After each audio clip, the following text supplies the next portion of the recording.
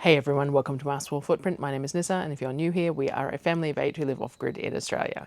It is Sunday, so I'm sitting down to cover some of the stuff that happened during the week, as I do on Sundays at the moment, and it is working quite well so far, so we'll stick with that. It is Darryl's birthday today, so I've just given him his gift. I bought a new mixing digital mixer for him to plug his guitar and his mic and everything into the computer so he can record some music and things like that. So he is playing with that at the moment, trying to get it to work, because that's what happens when you buy new gifts, is then you spend the next couple of hours trying to get it to work. This week we had the Aberdeen food pantry hamper yesterday, so I'll put that in shortly and I'll show you what we got on that. We also had car issues again, so anyone who's been around for a while knows that we've had ongoing car issues with our Ford Ranger. We've had some significant transmission issues over the past 18 months, 2 years maybe, and we ended up having to get the transmission replaced, and then we've had to have it serviced as well.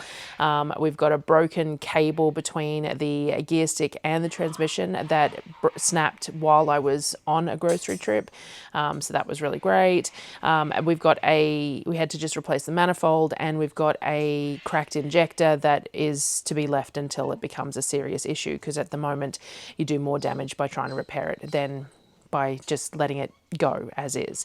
But then Darryl drove to town the other day and the car would not lift out of third. So he took it to the mechanic in town to see if they could diagnose it for us, because he was already in town, and it turns out that the transmission communication module is no longer working. So at the moment he limped it back home because that's the best place for it to sit. And the mechanic is trying to find the part required for the car and to price it for us, but at the moment we have no car. So normally he would be heading to church today, and he can't because no car. And we're trying to figure out some water and stuff as well. Our neighbour is only a few minutes down the road, so he might just have to take the car and cart some water to keep us going, even with the car the way it is, because don't have a whole lot of choice. Now my supply run is next week, so we've got sort of 10 days to hopefully get the car fixed.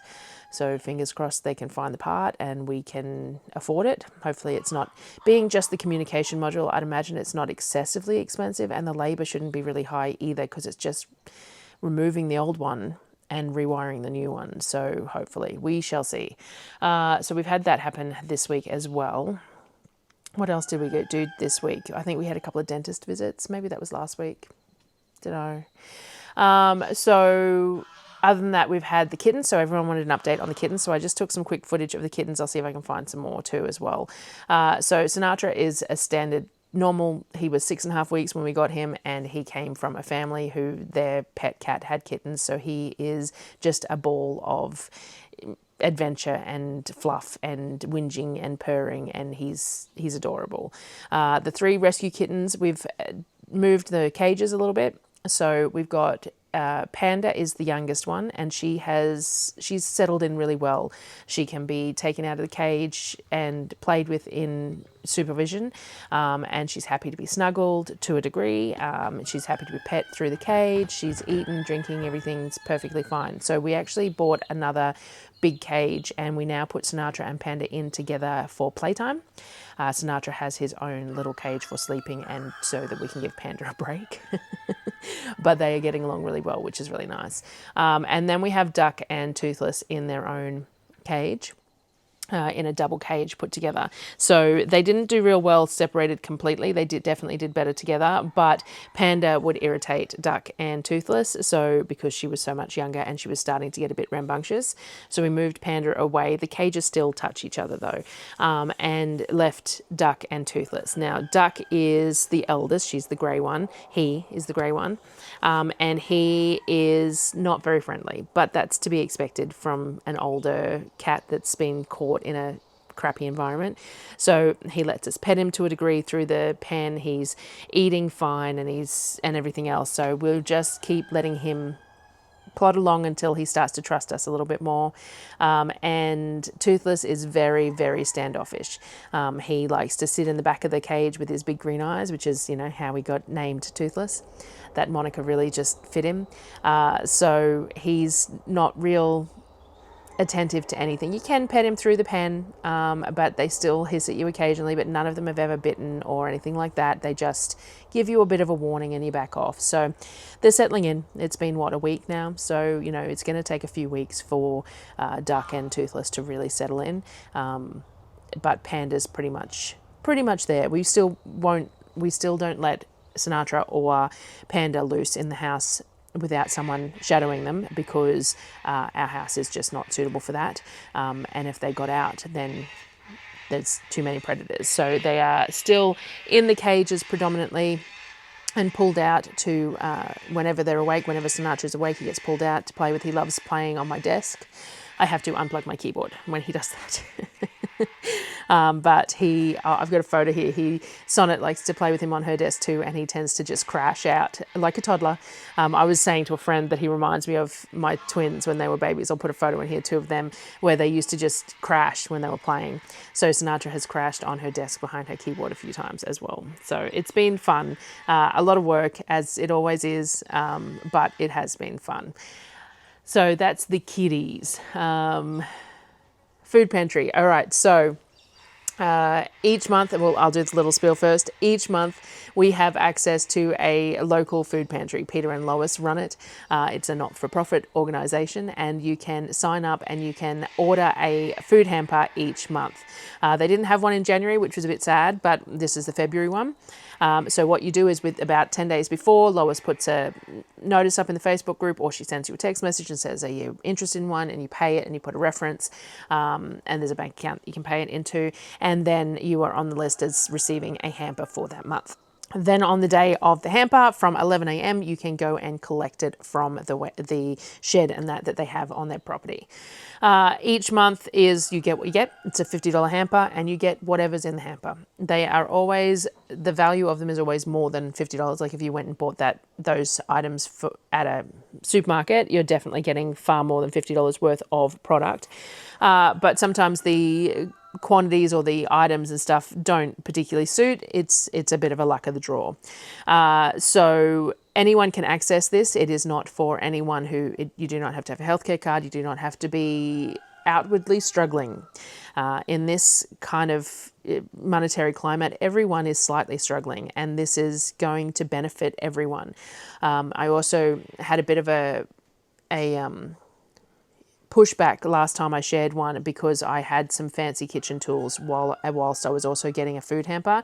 The thing with the food hampers is that it's a not-for-profit organisation, and therefore if people don't use it, then they don't have the capacity to provide to the community. So if the people who can afford the $50 for the hamper don't purchase a hamper, they cannot provide subsidised hampers to people who can't afford the $50. So by having all of us support that, the food pantry allows them to extend their services to people who really need it. So anyone can access it. You do not have to have any sort of guidelines whatsoever. If you wish to access the local hamper, then you are more than entitled to contact Lois and order one of those hampers.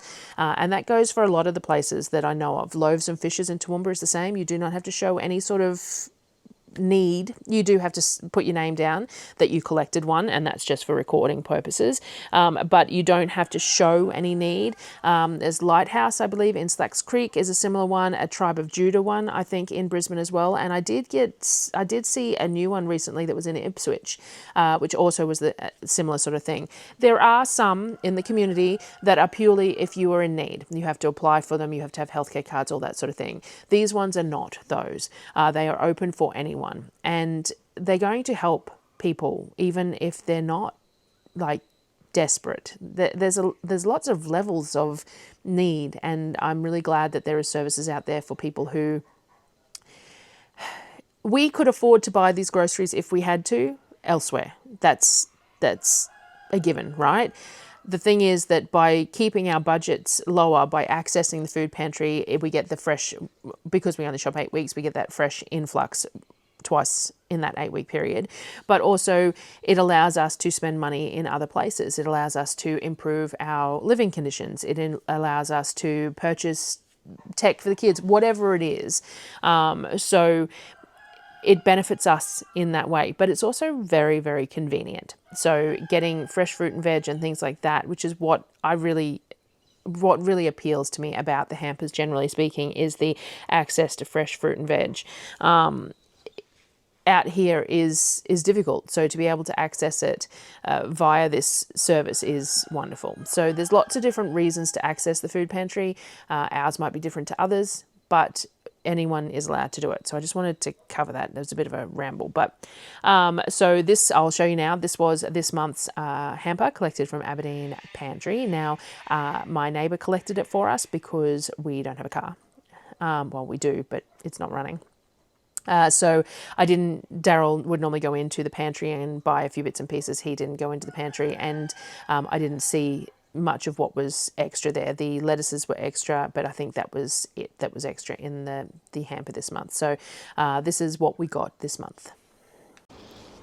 Alrighty, so we got a whole bunch of the frozen meals, the food fair share ones. We have lemon chicken and mash, chicken casserole and potatoes, vegetable chickpea casserole, and some lemon chicken and mash. Mum will enjoy those, though Sonnet was just talking about trying to reheat some in the oven, so if she wants to give that a go at some point, she can. There's also some other individual meals here. What does this one say? Beef and red wine, beef lasagna, and a tuna bake. There's some rissoles, I don't know, 250 grams of beef mince, and a chicken breast. And that's all the frozen stuff this month. There's a box of these Cheez-Its, cheddar, sour cream and onion, which in small doses, the kids have been having some of these things that have the bits of dairy in them, so they'll just eat them just in slowly. They had some lettuces, so there was a couple of lettuces extra. These were $2 extra, and then some that came in the hamper, as well as some corn on the cob and some apples. So we got those ones. We also got some antibacterial wipes, some Bluey snacks, a chicken stock pot. These are handy to have. Some onion rings. There is a Dettol spray, a couple of small jars of Vegemite, some tin spaghetti, as well as some tin vegetables, a tomato sauce, a Napolitana pasta sauce and a carbonara pasta sauce, a bottle of Outback Sunrise Aussie Blends juice. We got 4 loaves of bread, a kilo of instant oats, some spiral pasta and some spaghetti pasta, a kilo of rice, some chicken noodle cubba soups, and a Chinese fried rice flavour packet, as well as a box of Vitabrits or Weet-Bix style things. And that was this month's hamper. Oh, actually, also a big bag, 15 kilo bag of small white potatoes. So lots of fresh lettuce. We're going to do some salads today. I'm going to cook up that chicken breast, dice that up, nice, shred it up, and we'll have some of that chicken breast. But we also have, the video won't have come out yet, but I made a pastrami yesterday, so we've got pastrami to have with that as well. So we'll make some salads with that lettuce. I think we've got a couple of tomatoes that were bought in town in the fridge too. So we will make that work and use up the lettuce as well. Sonnet really adores lettuce. She actually will eat lettuce just by the piece, so it'll get eaten. But yeah, lots of frozen meals this month, which is great for some people, I'm sure. Not so great for us. Generally speaking, we send them all to Mum. They just aren't particularly convenient for us. Sonnet has decided she'd like to try heating some up in the oven. So we'll pop them out of the plastic, put them in a cast iron dish, put a bit of foil over it and heat it up in the oven, and she can give that a go. But a lot of them are dairy based anyway, so we will see how we go with them. So yeah, that was the hamper. That was the week. Is there anything else that I needed to share? I don't know. I can't think of anything. I've been really slack and haven't got things up on the website, even though I said I would, and I apologise. I really need to start figuring out how to get that in my routine, because there's potential for earnings from the website as well if I can get the recipes up there, but also for you guys to be able to access them rather than trying to scan through videos. So there is that. I did another big kitchen day yesterday, so I'll edit that out probably for Wednesday, because Darryl was hosting a Dungeons and Dragons game, and his desk and my desk are next to each other, and he finds it easier if no one's around when he's doing it, and it was a 5-hour game. So he sat there hosting a 5-hour game. So I spent the day in the kitchen getting stuff done. So I'll share that on Wednesday. Other than that, I don't have any set plans for videos at the moment. I can't think of anything specific. I'm still working on garlic, so we'll be sharing that. But yeah, so I don't know. That covers basically our week and lets you, in on what happened, chat for Sunday. Everyone seems to enjoy me sort of doing a recap of the week. So sometimes I feel like my week has nothing worth recapping though. So, don't know. But I will leave it at that, I suppose. Just my Sunday chats are fairly short and sweet. Don't generally have a huge amount to share. A week feels like it goes really fast. Like the week between these Sunday chats feels like it goes really fast to me. I know it doesn't to everyone else, but to me it does. So anyway, I will make a coffee because what time is it? It's 7 and I haven't had coffee yet because I wanted to come out here and do this before the children got up. Because otherwise the interruptions are just constant. So I will see you guys on the next video. Bye guys.